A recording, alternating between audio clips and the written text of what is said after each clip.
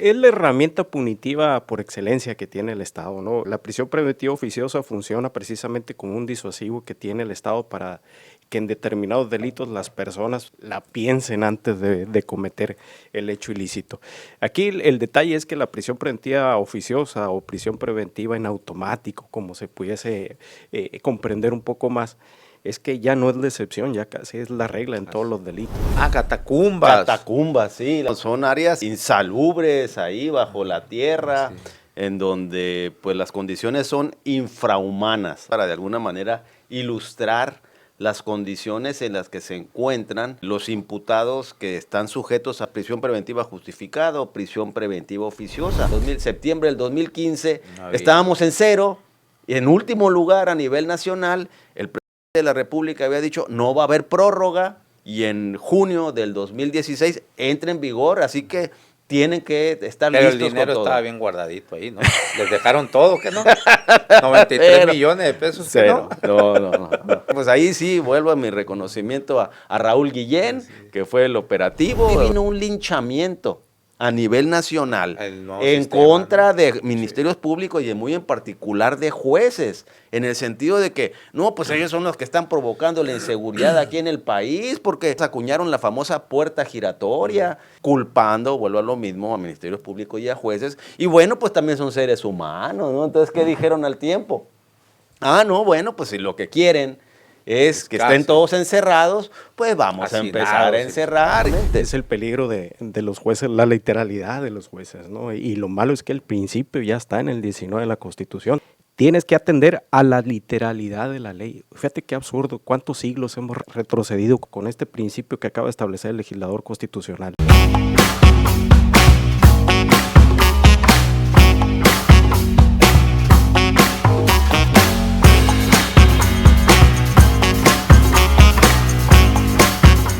Bienvenidos a La Polaca con Aarón Tapia, el antropolítico donde lo único que no se degenera es la verdad, periodismo sin tapujos ni mordazas. El tema de hoy es hablar sobre la prisión preventiva, sobre todo justificada, ¿no? O oficiosa.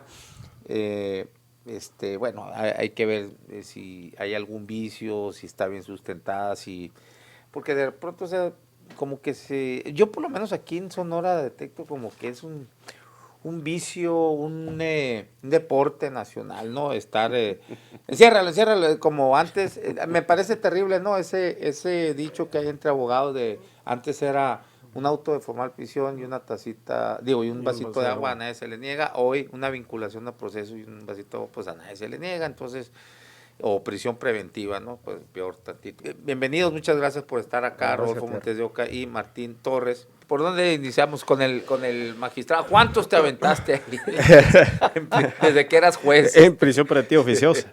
¿Cómo ves con Es la herramienta punitiva por excelencia que tiene el Estado, ¿no?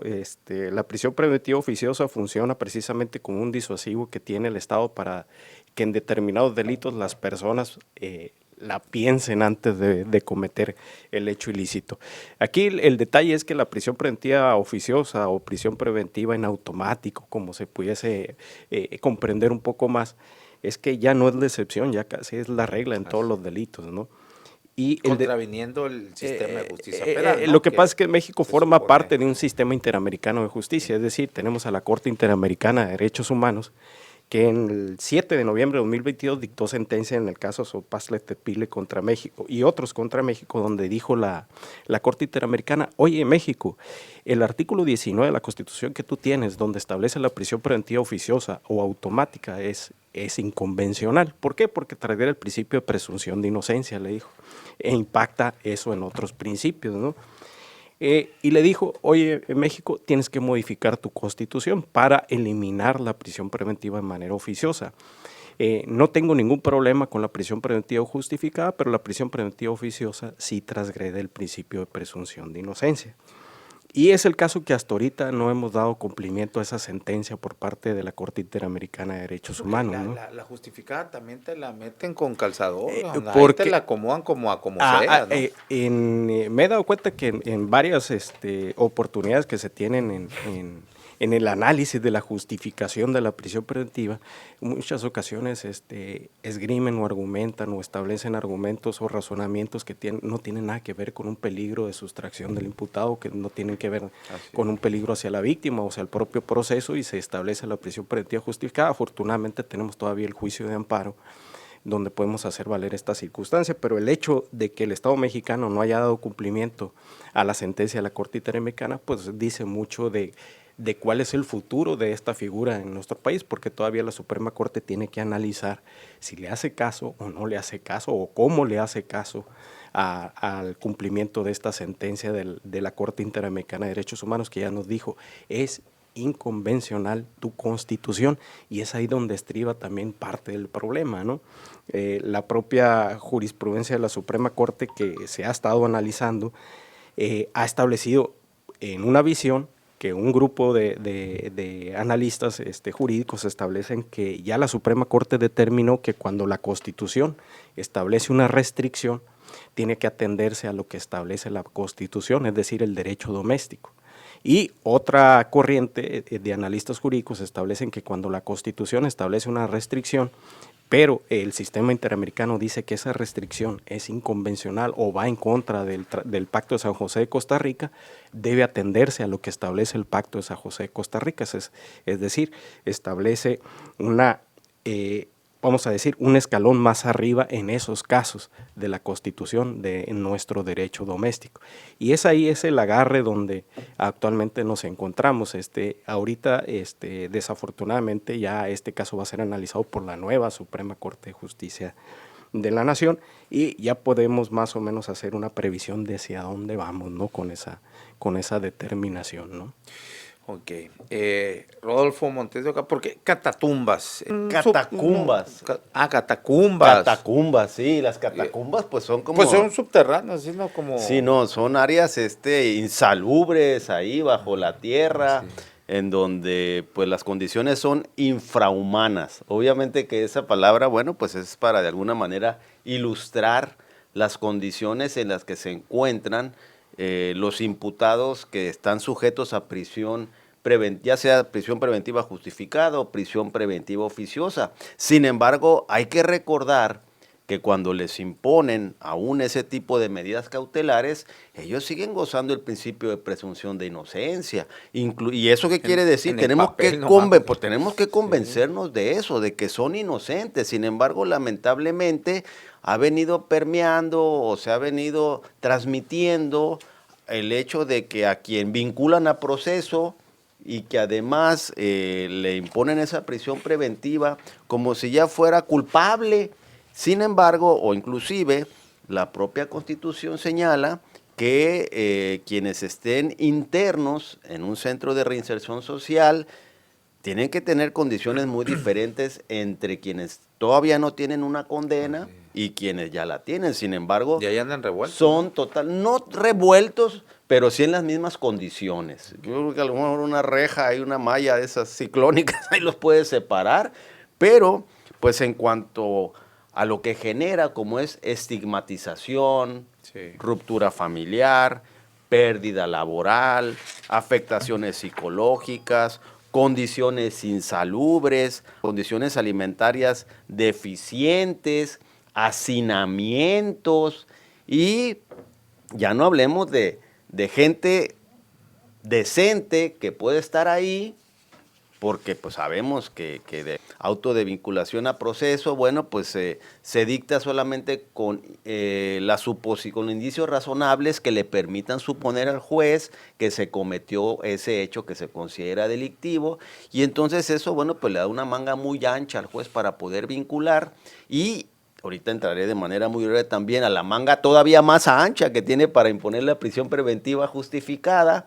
Y bueno, pues quienes entran en muchas ocasiones también como personas decentes, pues salen graduados de la Universidad del Crimen. Sí, entonces resulta que el bien jurídico tutelado que se estaba pretendiendo proteger al momento de perseguir ese delito, inclusive de procesarlo, de judicializarlo y de imponerle la prisión, bueno, pues ya en una ponderación superó por mucho el perjuicio que le estás cometiendo al inocente, porque no deja de ser inocente, en correlación al bien jurídico que se está pretendiendo proteger. Entonces, bueno, desde esa perspectiva sí quisiera también de manera muy breve y haciendo ese preámbulo sobre que no podemos dejar de considerar cuáles son las condiciones en las que actualmente se encuentran quienes están internos.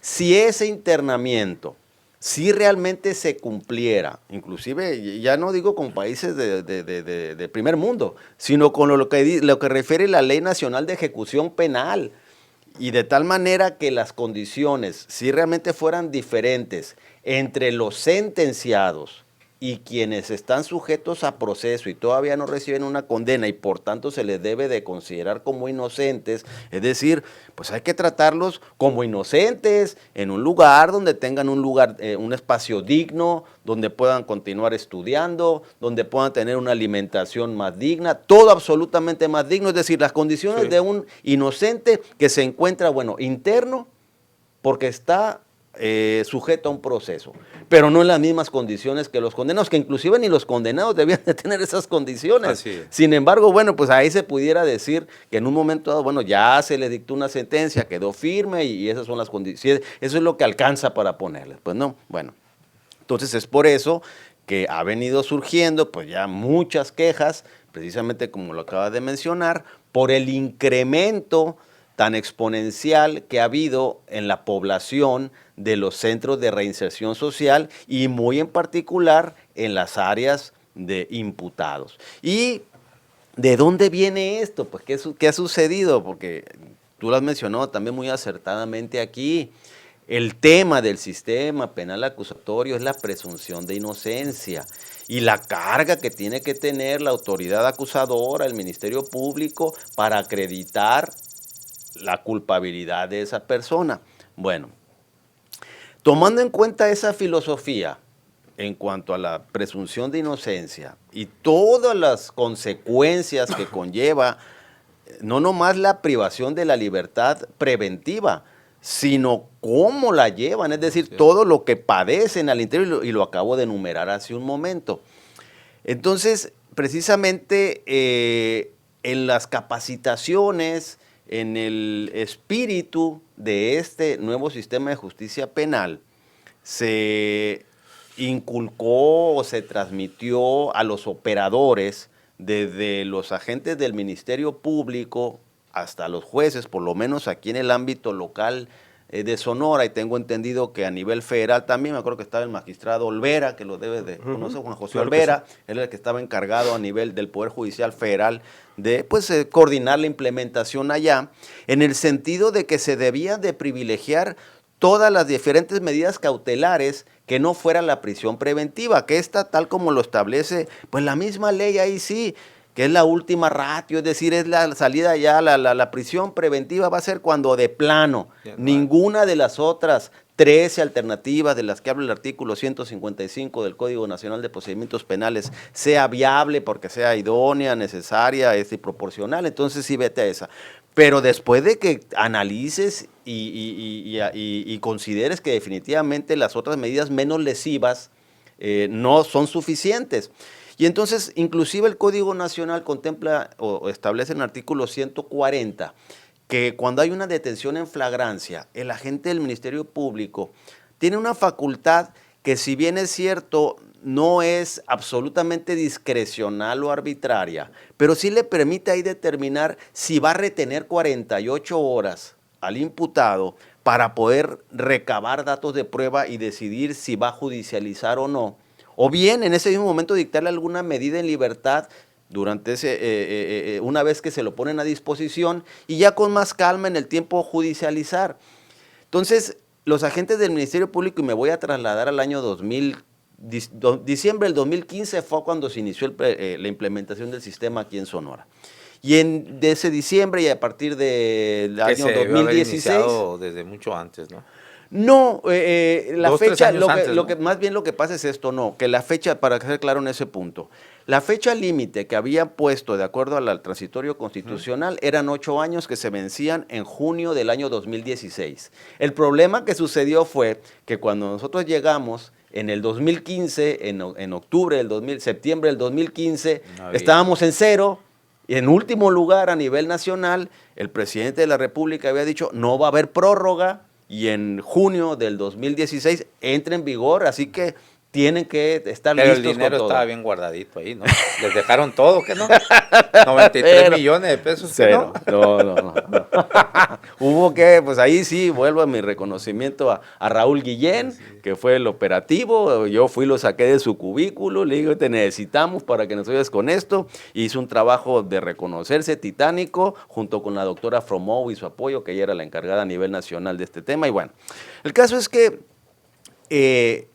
en toda esa, porque era efectivamente uno de los puntos en los que también estábamos sumamente atrasados, era el de la capacitación de los operadores, y empezando por los primeros respondientes, que son los policías, pasando por los agentes del Ministerio Público, defensores, jueces, etcétera. Y ahí, como te digo, la filosofía es el principio de fragmentariedad, el principio de última ratio, de mínima intervención, buscar medidas menos lesivas para los procesados.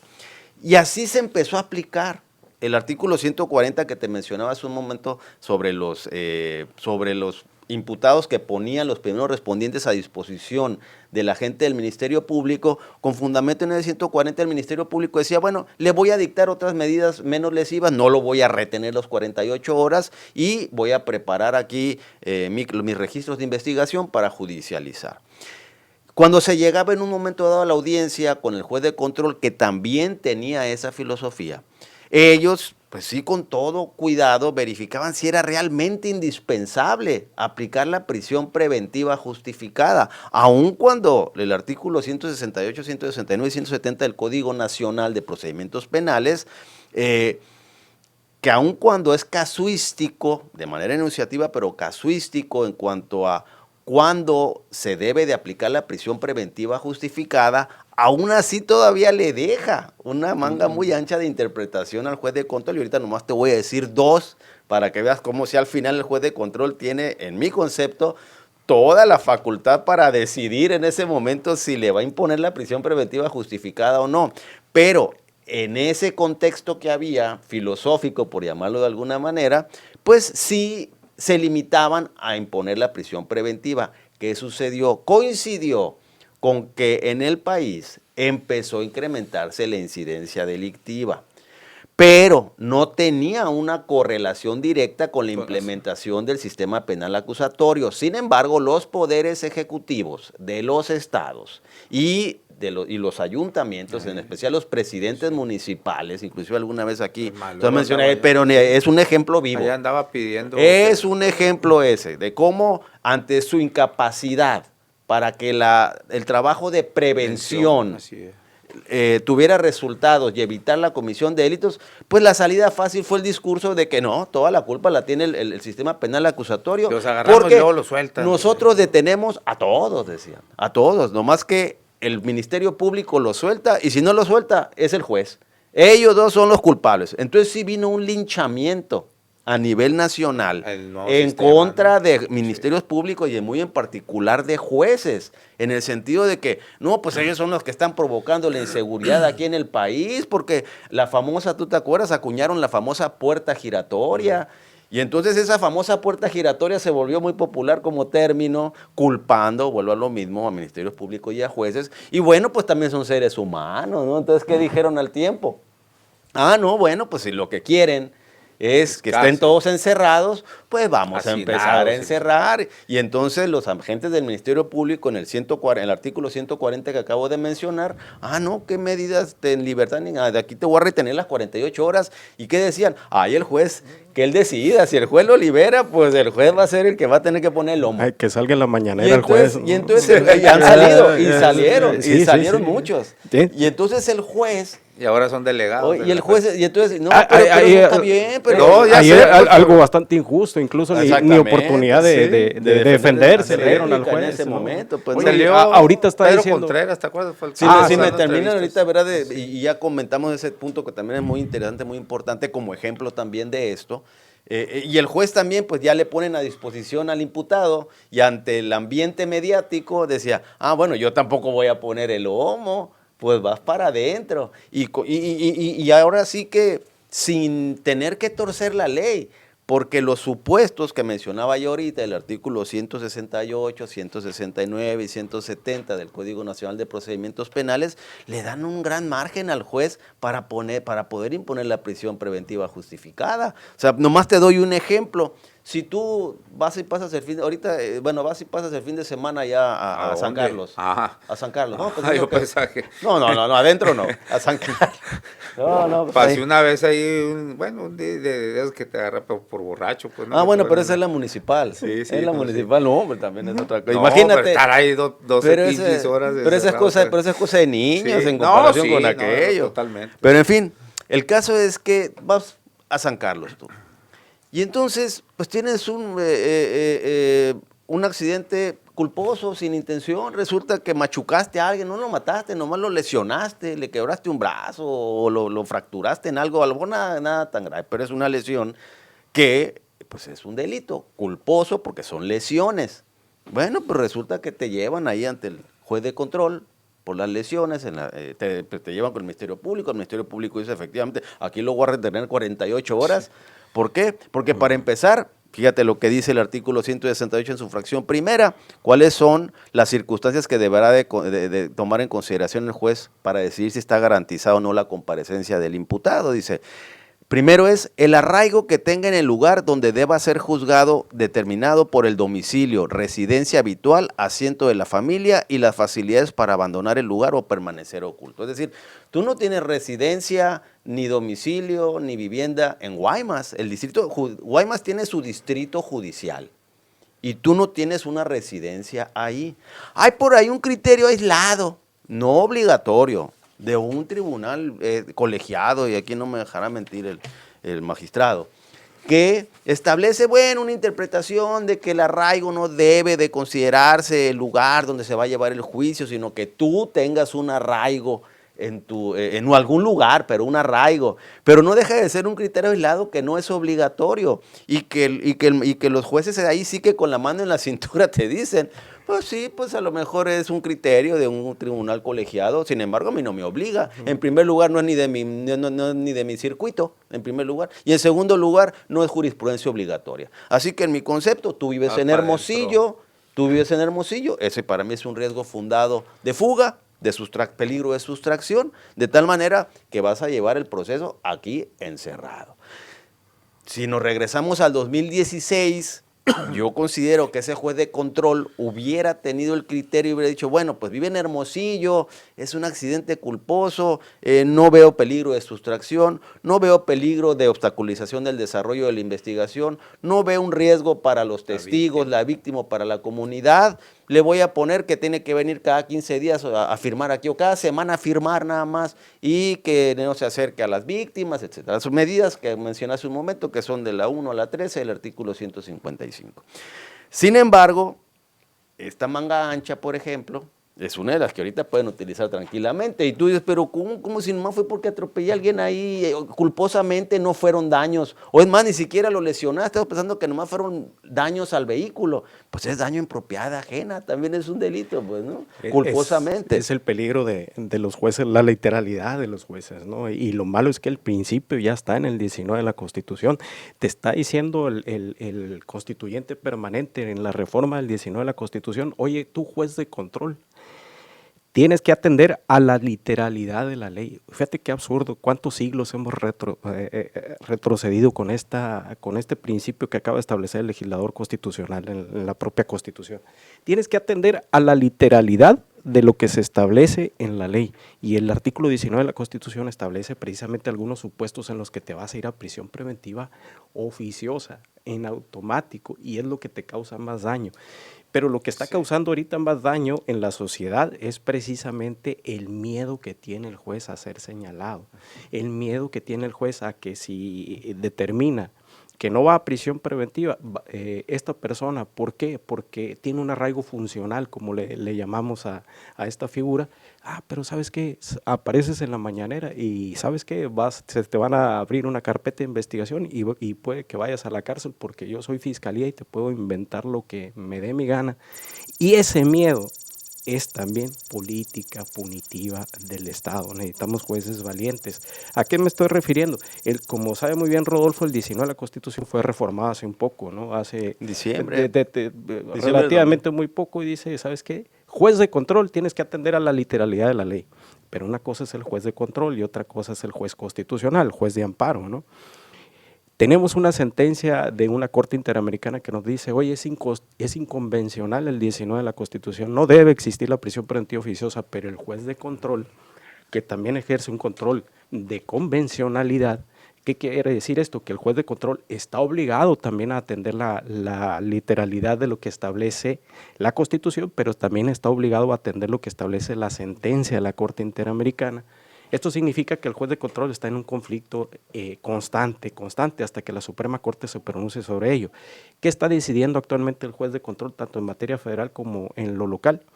Que debe atender a la literalidad porque existe una jurisprudencia del Tribunal Centro Norte en la Ciudad de México que nos obliga, que obliga a todo juez que esté aquí en el estado. Por ahí lo platicamos ya, Rodolfo, un asunto que tiene algo parecido. Y esa jurisprudencia le dice al juez de control atiende a la literalidad de la ley. Y el juez de control tiene que atender a la literalidad que establece la prisión preventiva oficiosa. Y esa persona que es sancionada anticipadamente con prisión, que es la prisión preventiva oficiosa, se tiene que ir al juicio de amparo para decirle, oiga, juez de amparo, usted no está obligado a atender la literalidad de la ley. Y el juez de amparo le dice, cierto, yo no estoy obligado a atender la literalidad de la ley. Mi criterio es que es inconvencional el 19 constitucional. Ahí te va, juez de control. Determina que la prisión preventiva oficiosa es inconvencional y por ende trasciende a la propia Constitución, al primero y al principio de presunción de inocencia, y vuelve a llevar la audiencia y, si quieres, fija la prisión preventiva justificada. Esa es la otra figura, que es la que está comentando Rodolfo, que también nos causa un perjuicio porque el razonamiento que se emite al momento de analizar el artículo 168, 169 y 170 del Código Nacional de Procedimientos Penales tiene mucho que ver con la lógica del propio juez. Ahorita nos decía Rodolfo algo muy importante, ¿qué se debe entender por arraigo? Si debemos entender el lugar donde vives, y si tú cometiste un delito estando de vacaciones en Puerto Vallarta, en Ciudad de México o algo, ¿eso quiere decir que ya no vas a tener arraigo? Pues no, hay que denunciar a ese juez que considera que el hecho de que estés fuera de tu lugar, de tu domicilio, no constituye un arraigo por notoria ineptitud, ¿no? Obviamente que tendremos que atender arraigo como lo ha desarrollado la Suprema Corte, conforme al principio Forum Iuris, conforme a lo que tú tienes la intención de erradicar en el Estado mexicano. Obviamente, si tú no tienes un arraigo entendido como funcional, como aquel donde estableciste tu domicilio, vives en Michoacán, muy bien, tienes un domicilio, tienes familia, tienes trabajo, ¿qué te arraiga, qué te liga aquí a México? ¿No? Pues tengo mi trabajo, tengo tantos años, me sería más perjudicial evadirme la acción de la justicia que enfrentar el proceso. Bueno, pues eso lo vamos a llamar arraigo funcional.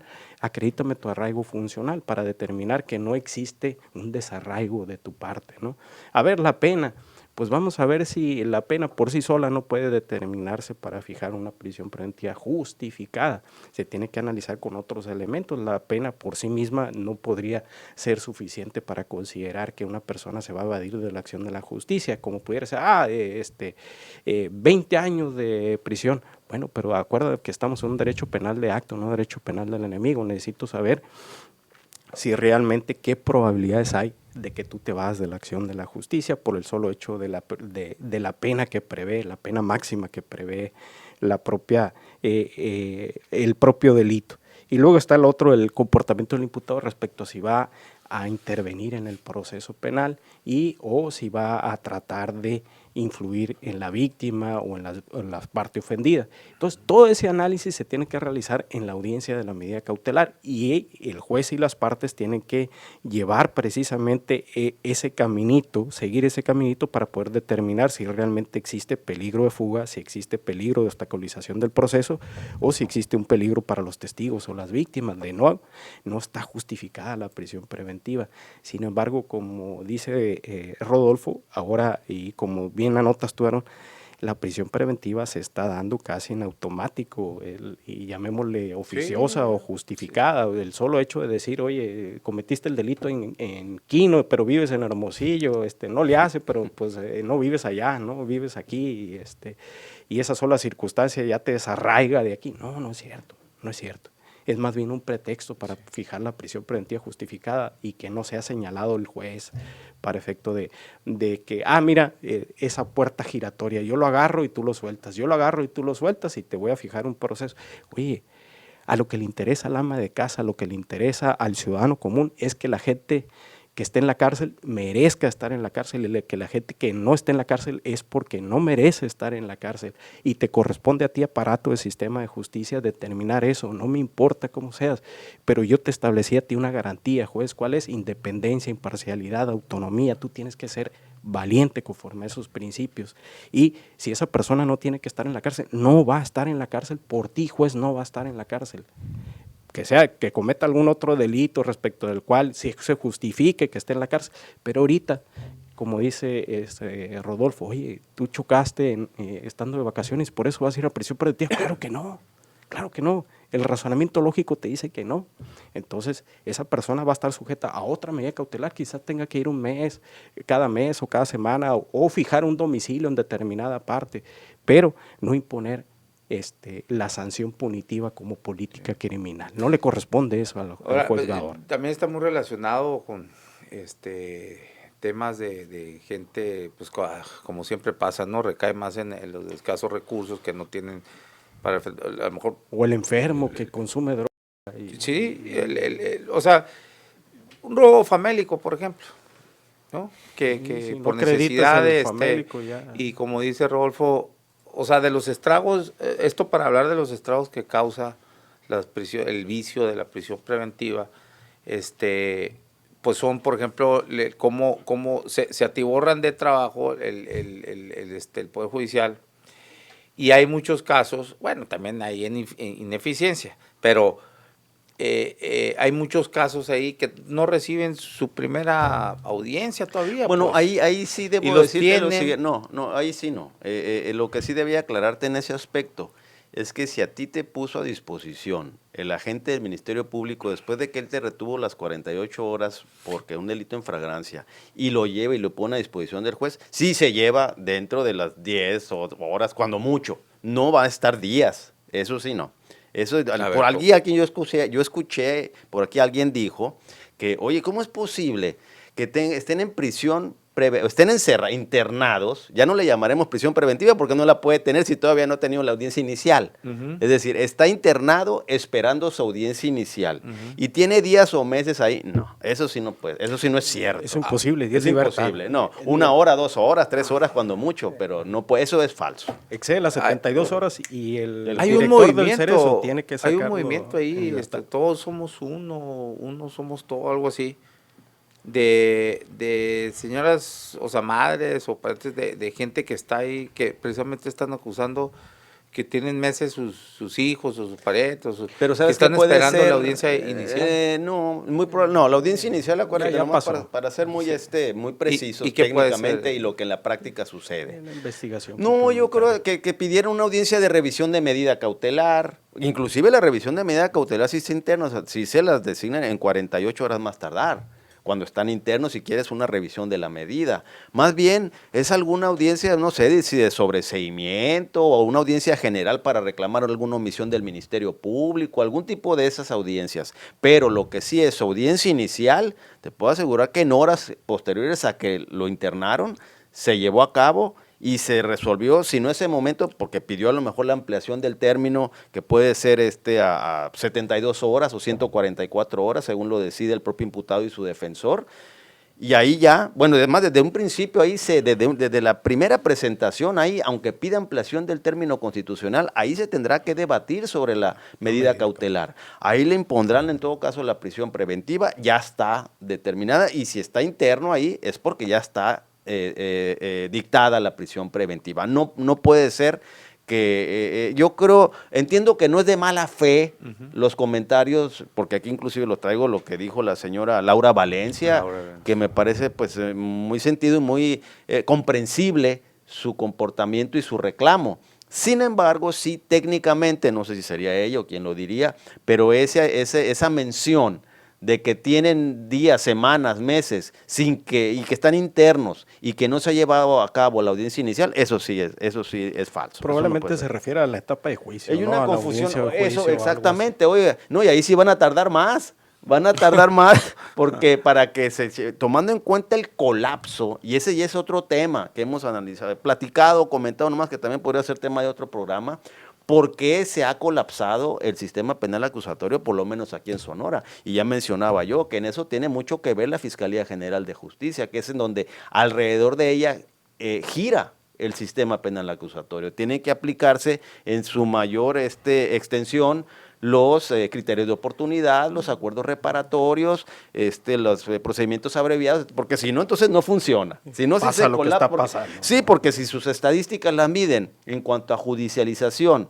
como era en el sistema tradicional, que era en base a consignación, ¿no? Entre más consigno mi estadística sube y parece que soy más eficiente, ¿no? Y que doy más resultados. ¿En qué termina la sentencia? ¿no? No, y no tanto la sentencia. No te voy a decir para mí en mi punto de vista en qué consiste el que la fiscalía sea más eficiente o no. En el esclarecimiento de los hechos, ya sea que sea inocente o que no se acreditó el hecho señalado como delito por la ley o que sí se acreditó. Pero lo importante es que esclarezca y llegue a la verdad.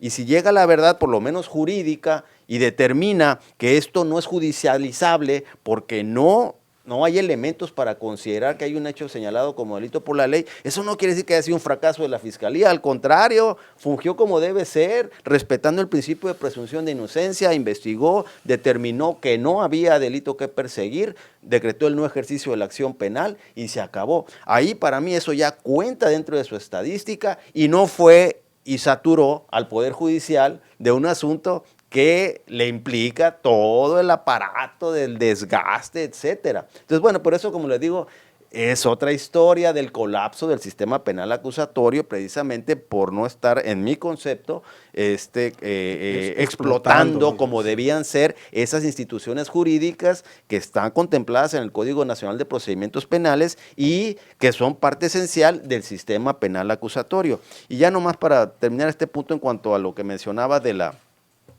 señora Laura Valencia, así lo menciona ella, los tienen en la mentada jaula, horas, sin alimento, sin agua, sin medicamento. Y bueno, pues ahí es porque decía que iban a entrar a una audiencia, que se han retrasado mucho, pero como te digo, debe ser de otro tipo de audiencia, no la audiencia inicial. Él ya debe de tener su hijo la prisión preventiva justificada. Y nomás regresando un poco a lo que mencionabas hace un momento, que es lo que yo sí estoy haciendo un estudio, es mi tesis de doctorado precisamente, el de suprimir, así como hay un catálogo de delitos que ameritan prisión preventiva oficiosa o automática, como bien lo decía aquí el magistrado Martín, y adicionalmente, como él también dice, con esa reforma, para que no, yo creo que pretendiendo que no se aplique esa jurisprudencia de la Corte Interamericana y etcétera, agregaron un párrafo al artículo 19 constitucional en el sentido de que los jueces tienen que atenerse a la literalidad de ese artículo 19 y no andar haciendo interpretaciones ni nada, etcétera. Pues no, es decir, no te vayas con lo que dijo la Corte Interamericana, tú atiende a lo que textualmente dice aquí el 19 constitucional y cuando te presenten a ti o vincules a proceso a alguien por cualquiera de estos delitos, feminicidio, homicidio, delincuencia organizada, delitos de corrupción como ejercicio abusivo de funciones o enriquecimiento ilícito, prisión preventiva automática y nada de que el criterio de la Corte Interamericana, que etcétera. Eso, en mi concepto, es lo que quiere decir ese párrafo. Entonces, a la inversa, yo considero, y retomando lo que dije al inicio, del bien jurídico tutelado y la proporcionalidad en cuanto a lo que implica el estar internado, pues que hay delitos, vamos llamándoles de bagatela, que el juez debería estar totalmente impedido por disposición constitucional o en todo caso legal para poder imponer prisión preventiva, porque ahorita en cualquier delito, el que sea, mientras tenga dentro de sus sanciones la prisión, puede él imponer como medida cautelar la prisión preventiva justificada. Ahora bien, yo lo que pretendo, lo que creo que debía hacer, bueno, pues hagamos un catálogo también en el que en los delitos de bagatela el juez de control no tenga la posibilidad de imponer prisión preventiva. Por ejemplo, el delito de calumnias, porque imputaste a alguien que cometió un delito falsamente. Bueno, pero por eso te vas a estar 6 meses encerrado. En el caso de esta señora no lo dudo que eso sea una posesión simple de droga, a lo mejor inclusive en un momento hasta para consumo personal. Pero vamos pensando que es una posesión simple. Bueno, por eso lo vas a tener encerrado 6 meses. Van a salir peor que como entraron. Pues, van a agarrar chambas si andan y para nuestros compañeros abogados, por ejemplo, hay delitos cometidos por abogados, ¿no? Que por prevaricatos, etcétera. Y por eso también puedes tendrás simplemente los culposos, ¿no? Ese es otro, es lo que iba a decir. Los culposos debían de estar también exactamente en ese catálogo en el que el juez de control no te puede imponer la prisión preventiva justificada. Sí, todas las demás medidas y en conjunto si quieres. Es más, si tuviéramos la tecnología, si quieres, hasta ponle el localizador electrónico, ahí el grillete si quieres, pero no lo encierres, porque si analizamos el bien jurídico tutelado, no hay ninguna proporción, hay una desproporcionalidad entre los daños que le vas a causar a un inocente, porque es presunto inocente todavía, al bien jurídico que pretende sancionar, que además todavía no se comprueba más allá de toda duda razonable. Y ya por último, para terminar nomás, ¿cuál es la solución que creo yo que debe haber? Primero, sí, agregar ese catálogo que menciono, restringir más la manga ancha que pueden tener los jueces de control en los artículos 168, 169 y 170, en donde se prevén supuestos para la aplicación de la prisión preventiva justificada. Pero para mí la parte más importante es la de poder realizar una campaña informativa con toda la ciudadanía para que tenga conocimiento y le quede muy claro a toda la comunidad que el hecho de que en una audiencia inicial a una persona la vinculen a proceso y le dicten la prisión preventiva, no quiere decir que ya es culpable, ya la inversa. El hecho de que a una persona le dicten un auto de vinculación a proceso, pero no le dicten la prisión preventiva, le dicten medidas en libertad, no quiere decir que no va a seguir sujeto a un proceso y que eventualmente no va a poder ser condenado. Simple y sencillamente va a continuar en el proceso. Sin embargo, en este momento se ha creado la imagen o la idea, y se me parece que la autoridad también lo hace deliberadamente para tratar de tratar de mostrar resultados. Ya está vinculado, el fulanito está vinculado y en prisión preventiva. Ah, no, pues ya ganamos el asunto, ¿no? Según ellos, pero no, como tú bien lo has dicho aquí, va empezando, pero sí en el imaginario queda que pues ya se ganó, ya está condenado, y con toda la estigmatización que eso implica. A la inversa, que la gente no reclame, vamos llamándole los ofendidos o víctimas a la comunidad, si alguien lo vinculan a proceso y le dictan medidas en libertad. Que no crean que ya quedó absuelto, etcétera, sino que va a seguir un proceso, pero que no ameritó llevarlo en prisión. Y que eso le quede claro a la ciudadanía, porque de otra manera, esos son los reclamos siempre, pero va a ser un péndulo como el que está sucediendo ahorita. El péndulo era el 2016, 2017, la puerta giratoria, las autoridades, los poderes ejecutivos y ciertos medios y comunidades diciendo, oye, pues no sirve ese sistema, es una puerta giratoria. Bueno, hubo el cambio que acabo de mencionar de paradigma. Y entonces ahora el péndulo está en el lado de los parientes de los imputados. Oiga, pues qué injusto, ¿por qué me lo tienen encerrado y en esas condiciones y todavía es inocente? Y entonces va a ser ciclos que van a estar así, en un lado y en el otro. Entonces se necesita un punto medio, me parece, cultural. Y ese punto medio, de hecho aquí nos hacen una pregunta muy de sentido común y me parece muy interesante, porque creo que eso es lo que da en el clavo. Para llegar al fiel de esa balanza, aquí nos preguntan, ¿quién es el que debería de poner orden en este aspecto? Definitivamente considero que esta consideración, al tratarse de un ejercicio de razonamiento, tiene que ser el juez, el juzgador. ¿Qué es lo que se propone? Todos los juzgadores. ¿Qué es lo que sí, pero con reglas plenamente establecidas. Que les establezca, o sea, que les marque la pauta, o que le diga, oiga, señores, no la chinguen, o sea, no estén por deporte. Es que parece que son fan de la película esa Pulp Fiction, ¿te acuerdas? Empezaba por el final, pues. Pero como yo y luego se iban en medio y al final de la película terminaba con el principio de la historia. Entonces, digo, estoy haciendo esta analogía porque se van, como ustedes bien dicen, es la última ratio, la última opción, pues, para los que somos mortales de lo jurídico. La última opción de 14, ¿no?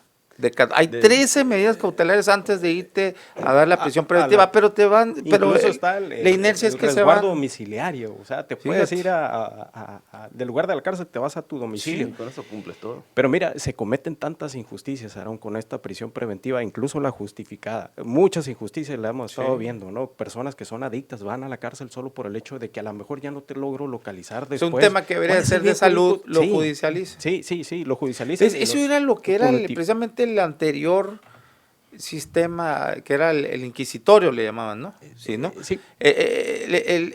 O sea, cárcel y... No más que si quiere hacer una acotación. Ahorita mencionabas tú, parece Pulp Fiction o parece que como deporte. No, por eso hice yo toda esa recapitulación de que hay que comprender ese comportamiento de los jueces. No, bueno, sí, por eso. Los pusieron, inclusive los linchamientos mediáticos, con los apoyos de los poderes ejecutivos a medios de comunicación para que se encargaran de divulgar esa especie, de tal manera que por eso los jueces, bueno, pues aquí no voy a estar siendo yo crucificado. Un medio de comunicación que ya no lo voy a mencionar porque uno muy amigo tuyo, pero ya no. Que me acuerdo cuando fue a explicar Raúl Guillén ahí, pues no lo dejaban ni hablar. Le dice, no, pero es que no funciona. Mira, ya oye, con espérate, el tono que recuerdo bien dijiste. esa que le decía, déjame explicar porque no entiendes, no sabes, le decía. No, pero bueno, y no lo dejaba, o sea, lo interrumpía, aferrado no sé si traía línea o qué, pero no dejaba hablar, explicar a quien en ese momento era, el caso se llama secretario técnico de implementación del nuevo sistema de justicia penal, ¿no? Que era Raúl Guillén. Sí. Un saludo, por cierto, si nos está viendo aquí, ex colaborador todavía ahí cuando se le podemos echar mano. Y no lo dejaba explicar, porque sí, había una andanada, como bien dices, de ejecutivo, o sea, de gobernadores, de presidentes municipales, medios de comunicación, en que no servía ese nuevo sistema de justicia penal, porque lo metías y por allá salía y volvía a delinquir. Ese era el discurso. Pero, a ver, aquí sí, y está bien, son humanos, son seres humanos, sienten la presión y todo, pero pues se supone que para eso se preparan. Mira, y no estamos ni siquiera hablando de estos que llegaron por acordeón, por votos. Estamos hablando de los que sí se preparaban, o por lo menos era el discurso, ¿no? De los que pasaban examen y todo esto y estaban preparados para ello. ¿Qué debieron de haber hecho? A lo mejor, no sé, reunirse entre ellos. ¿Cómo arreglas esto, lo que está pasando? Ya nomás termino. Muy fácil. Que es donde estaban las fallas del anterior sistema tradicional. Que no salen a dar explicación, creo que debieron de haber terminado la determinación, jueces, magistrados, todos, de salir ahora sí a medios, a informar, a decirles, señores, de una manera didáctica y explicar el porqué, pero encerrados en las ahora sí catatumbas, en sus catacumbas informativas, pues no, pero comunicativas. Ahí es donde precisamente de los errores de que todo se aprende, pues eso se puede solucionar. Sí. Entonces creo que ahí es donde se debió haber salido a explicar y no, porque ¿qué pasó? Pues ahí trufaron los que inconstitucionalmente ejercieron presión. Y mira a lo que llevamos. La reforma fruta de Noroña, ¿no? Como una persona de esta calaña forma parte de una reforma de la literalidad de la Constitución. Está revolcando allá los filósofos, historiadores. Pero mira, ¿cómo arreglamos esto, Aarón? Bueno, la teoría es, en dado caso, obviamente con la mejor opinión de nuestro auditorio y de Rodolfo, aquí el tuyo, es Elimina la prisión preventiva oficiosa, la automática es inconvencional, no funciona en ningún país, ya te lo dijo una corte internacional, te lo está diciendo, en Estados Unidos no existe, ¿no? Incluso solo en una sola ocasión ¿No y existe en el estado, ¿no? La prisión preventiva oficiosa, incluso para diversos delitos se impone, aunque sea violación, etcétera, un monto de una garantía exorbitante para que la persona pueda ir a la cárcel, no tenga ese derecho. Pero mira... Ay, pero ahí también luego me entran las dudas porque de pronto, entonces ese tipo de justicia se vuelve para el que tiene lana. Sí, ahorita lo ¿no? explico. Por eso hablamos de la manga ancha de los Sí. jueces. O sea, Ahorita realmente- lo explico, ¿no? Y deja la prisión preventiva justificada y que sea la Suprema Corte y los criterios del propio Poder Judicial que vayan a través del tiempo estableciendo las reglas y los controles, sea la propia sociedad quien va marcando cuál es lo que le impacta más, cuál es lo que le duele más y que se refleja a través de los criterios que va emitiendo. Esto lleva tiempo, evidentemente, aunque llevemos muchos años, 2015, 2016 para acá, lo cierto es que es muy joven todavía la aplicación de este sistema. Tenemos que dejarlo que se desarrolle, pero lo que sí está causando mucho daño es precisamente la prisión preventiva oficiosa y los criterios tan absurdos que está viendo sobre la prisión preventiva justificada ante la ausencia de reglas que establezcan los tribunales de alzada o los tribunales terminales, como es la Suprema Corte y tribunales colegiados, que digan, oye, la reparación del daño no tiene nada que ver con la prisión preventiva justificada, oye, la pena no la tomes aislada, y criterios que nos vayan dando pautas a los jueces para que ellos puedan ir determinando en qué casos sí y en qué casos no una persona tiene que estar en la cárcel, ¿no? Ahí sí me parece muy importante lo que acabas de comentar, que creo yo que es incongruente, lo que acabas de comentar sobre la necesidad o conveniencia de que los juzgadores que aplican la prisión preventiva salgan y lo expliquen en su momento. Yo mencionaba que se requiere pues de una campaña de divulgación general para que culturalmente o educativa inclusive, para que la ciudadanía en general pueda entender eso, que no crean que porque se les impusieron medidas de libertad ya los absolvieron, no es equivalente. Y a la inversa también, que se le dictaron el auto de vinculación y adicionalmente la prisión preventiva, que no ha sido condenado todavía. Pero me parece también dentro de ese esquema muy importante, como tú lo mencionabas ahorita, y de hecho en algunos momentos lo hicieron ya cuando me pareció que Ya era demasiado estaban. tarde, que los jueces salieran a defender sus determinaciones, porque nada lo prohíbe. Que ellos puedan así pública y mediáticamente en una entrevista o en un medio o un boletín en todo caso y decir, bueno, tenemos conocimiento de que se está cuestionando el hecho de que se haya liberado a tal persona. Estos fueron los elementos que me presentó el Ministerio Público, o no me presentó ninguno. Es más, en ocasiones ni siquiera me la solicitó la prisión preventiva.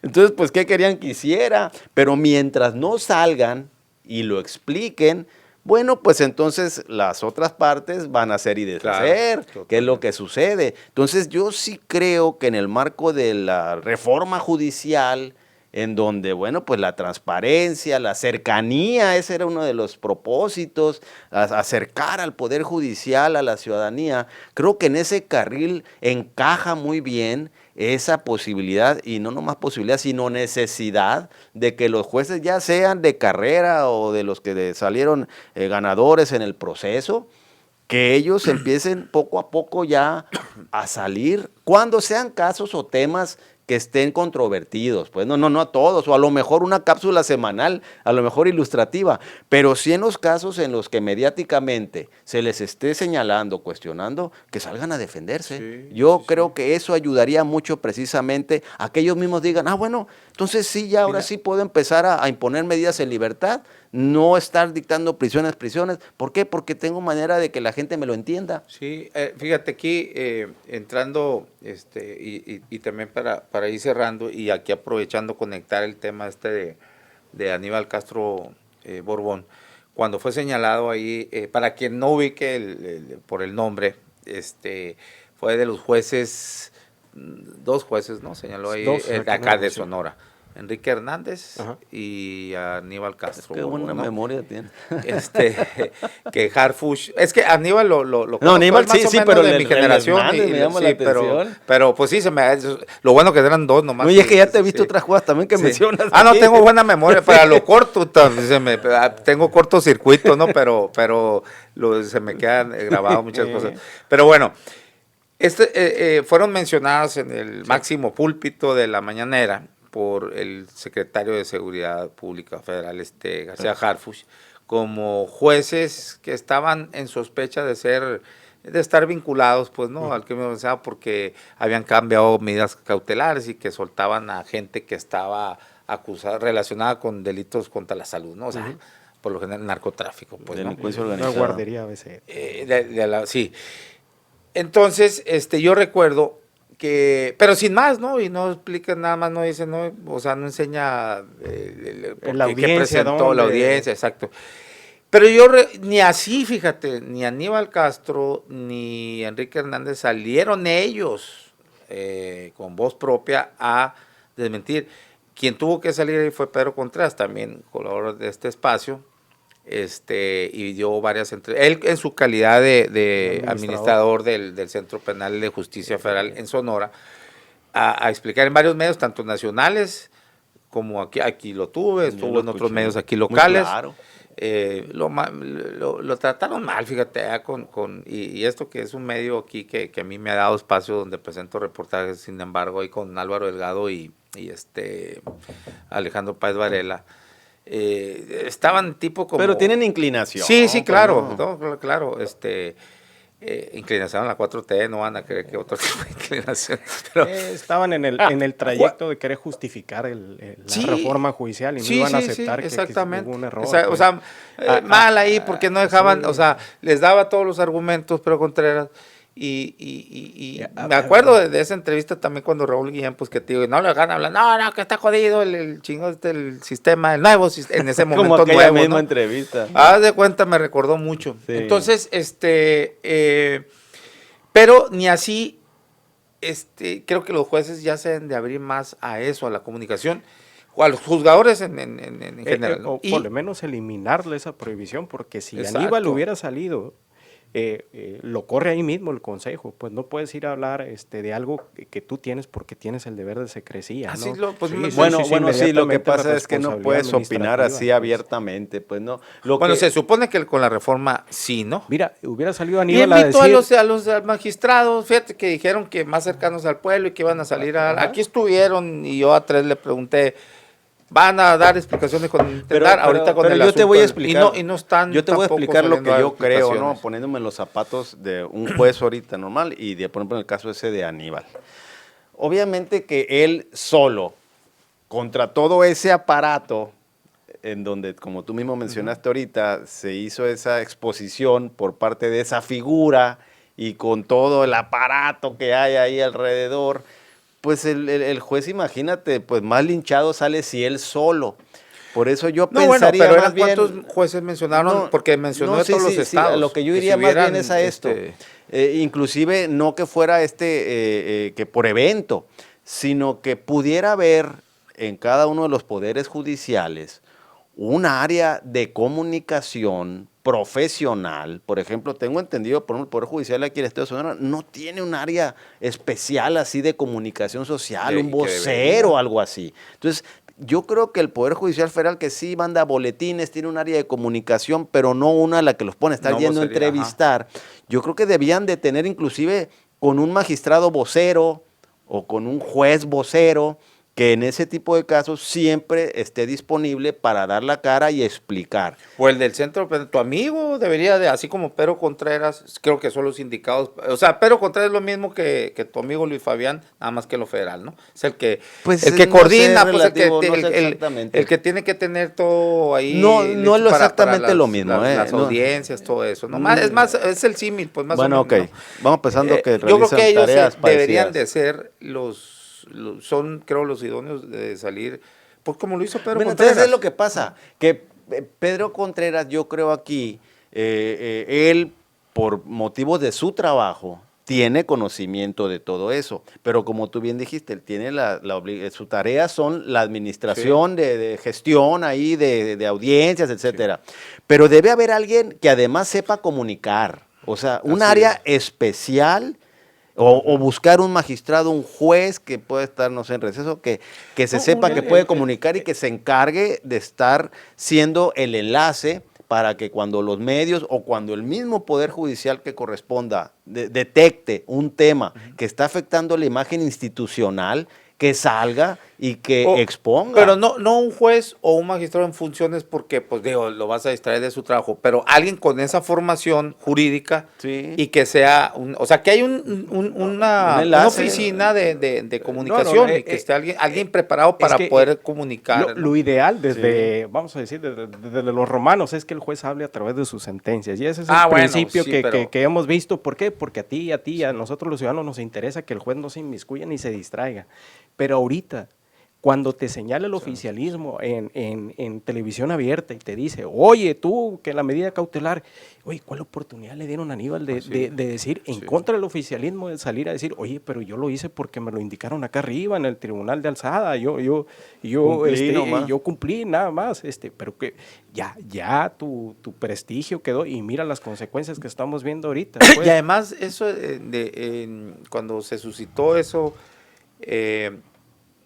ahí pues en el gremio me decían, oye, si el Aníbal además es de los más, el Argote es clavador, ¿no? No van a pensar otra cosa, clavador de que es muy de meter al bote, o sea, muy a lo mejor en sintonía con las fiscalías, pues, ¿no? Duro, sí, alguien duro donde difícilmente te iba a dar otra medida cautelar, no sé, es lo que me explicaban, ¿no? Abogados, gente también del Poder Judicial, o sea, no encajan esas acusaciones que le están haciendo porque tiene fama que es de los más clavadores. Eso es lo que me dijeron. El daño le ha seguido pegando hasta ahorita. ¿El quién? El daño que le hizo. Pero es delegado ahora de la. Sí, ya es delegado. No sé si esté en funciones. No sé si esté en funciones. No, es que lo nombraron, según salió en los medios, delegado de la FGR en Baja pero California. No sé si ha podido tomar posesión. Yo también no he. Como que a lo mejor se ha estado allá atorando por esa cuestión. Que pueda ser que lo hayan atorado. Ojalá y el medio también, en lugar de también dar una explicación más amplia, está bien, digo, a final de cuentas el trabajo de los medios es informar, y está bien, pues que hoy el que fue señalado, ahora, pero demostrar, explicar, o sea, quién estaba equivocado, ¿no?